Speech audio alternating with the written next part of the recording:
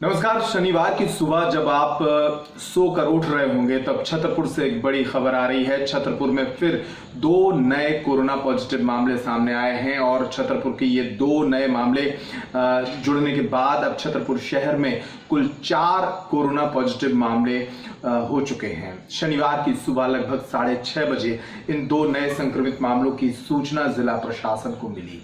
इस सूचना के मुताबिक जो 2 नए मामले हैं उनमें एक पुलिसकर्मी है जो कि पुलिस अधीक्षक बंगले में कुछ दिनों पहले तक रसोइया की बतौर रसोइया काम कर रहा था, जबकि एक छतरपुर के चौक बाजार इलाके के जाने माने कपड़ा व्यापारी परिवार के सदस्य हैं, वो भी पॉजिटिव पाए गए हैं। तो 2 नए मामले छतरपुर जिले में कोरोना के सामने आए हैं। अब छतरपुर में शहर में ही 4 एक्टिव मामले कोरोना के मिल चुके हैं और लगातार पिछले 1 दिन से लॉकडाउन चल रहा है और ये लॉकडाउन 12 जुलाई तक यानी कि कल तक जारी रहेगा।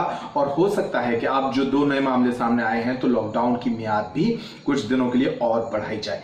क्या है आज की ये पूरी खबर, देखिए इस रिपोर्ट में। शनिवार की सुबह छतरपुर शहर के लिए चिंता की खबर लेकर आई। शहर में कोरोना संक्रमण के 2 नए मामले सामने आए हैं।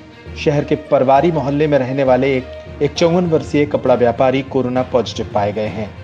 उक्त व्यापारी भोपाल में अपनी सैंपलिंग कराने के तुरंत बाद होम क्वारंटाइन के नियमों को तोड़ते हुए 8 जुलाई की रात छतरपुर लौट आए थे। शनिवार को भोपाल से मोबाइल पर ही इनके पॉजिटिव होने की रिपोर्ट पहुंची। तब इन्होंने खुद 11 जुलाई की सुबह जिला अस्पताल पहुंचकर इसकी जानकारी दी। बताया गया है कि उक्त कोरोना संक्रमित व्यापारी के पिता भोपाल में एडमिट हैं, जिनके इलाज के लिए ये 6 जुलाई को भोपाल गए थे और 8 जुलाई की सुबह अपनी सैंपलिंग कराते हुए वापस लौट आए थे।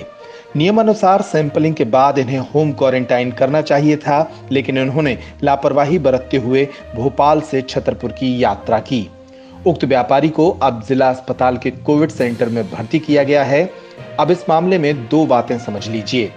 पहली बात यह कि उक्त व्यापारी की दुकान चौक बाजार के भीड़ भाड़ वाले इलाके में है।